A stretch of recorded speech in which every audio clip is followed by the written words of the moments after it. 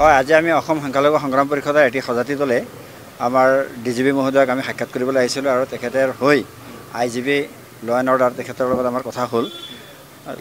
Upper আছামত যিবিলাক বৰ্তমান পৰিস্থিতি চলি আছে এই সংক্ৰান্তত আমি তেখেতৰ লগত আলোচনা কৰিলোঁ।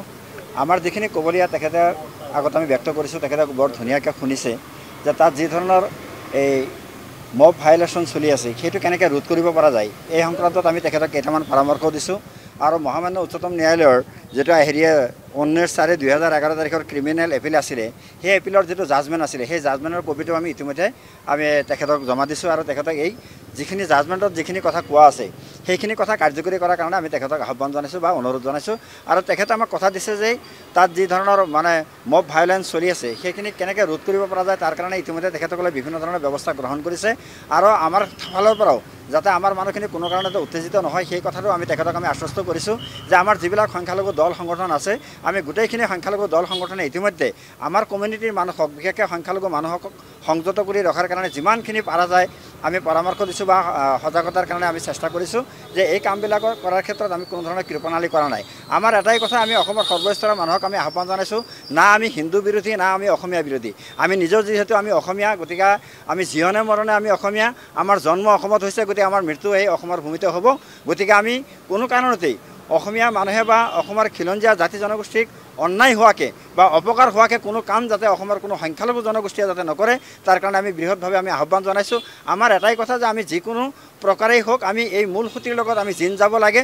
গতিকে ইয়াত কোনো ধৰণৰ কথা নাই, যিহেতু আমাৰ ইতিমধ্যে ভূপেন হাজৰিকা ডাঙৰীয়াও এই মানুহখিনিক লৈ বৃহত্তৰ অসমীয়া জাতি গঠনৰ কথা কৈ গৈছে। গতিকে আমি সদায় আমাৰ এটা চেষ্টা থাকিব যে এই বৃহত্তৰ অসমীয়া জাতি গঠন প্ৰক্ৰিয়াত আমি কেনেকৈ অংশগ্ৰহণ কৰিব পাৰোঁ বা আমাৰ অৰিহণা কি থাকিব এই ক্ষেত্ৰত আমি সদায় এটা সজাগ দৃষ্টি আমি ৰাখিব লাগিব। এইকাৰণে আমি ইতিমধ্যেই কাম কৰি আহিছোঁ। গতিকে আমি অসমৰ সৰ্বস্তৰৰ জনসাধাৰণৰ কাৰণে আহ্বান জনাইছোঁ যে অসম আৰু অসমীয়াৰ উন্নয়নৰ স্বাৰ্থত এই ধৰণৰ উজনি নাহমনি বৰাক ব্ৰহ্মপুত্ৰ হিন্দু মুছলমান এইবিলাক ধৰণৰ ৰাজনীতি নকৰি গোটেই জাতি জনগোষ্ঠীক সাঙুৰি লৈ অসমৰ বৃহত্তৰ স্বাৰ্থৰ খাতিৰত অসমৰ উন্নয়নৰ স্বাৰ্থৰ খাতিৰত আমি আগবাঢ়ি যাব লাগে, আমি কাম কৰিব লাগে। এইটো হৈছে আমাৰ এটা মেছেজ।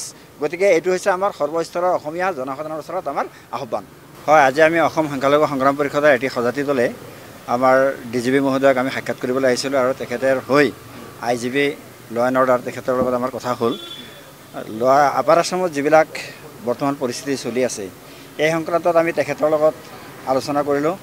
আমাৰ যিখিনি ক'বলীয়া তেখেতে আগত আমি ব্যক্ত কৰিছোঁ, তেখেতে বৰ ধুনীয়াকৈ শুনিছে যে তাত যি ধৰণৰ এই মব ভাইলেশ্যন চলি আছে সেইটো কেনেকৈ ৰোধ কৰিব পৰা যায়। এই সংক্ৰান্তত আমি তেখেতক কেইটামান পৰামৰ্শ দিছোঁ আৰু মহামান্য উচ্চতম ন্যায়ালয়ৰ যেটা 19/4/2011 তাৰিখৰ ক্ৰিমিনেল এপিল আছিলে সেই এপিলৰ যেটো জাজমেণ্ট আছিলে সেই জাজমেণ্টৰ কপিটো আমি ইতিমধ্যে আমি তেখেতক জমা দিছোঁ আৰু তেখেতক এই যিখিনি জাজমেণ্টত যিখিনি কথা কোৱা আছে সেইখিনি কথা কাৰ্যকৰী কৰাৰ কাৰণে আমি তেখেতক আহ্বান জনাইছোঁ বা অনুৰোধ জনাইছোঁ আৰু তেখেতে আমাক কথা দিছে যে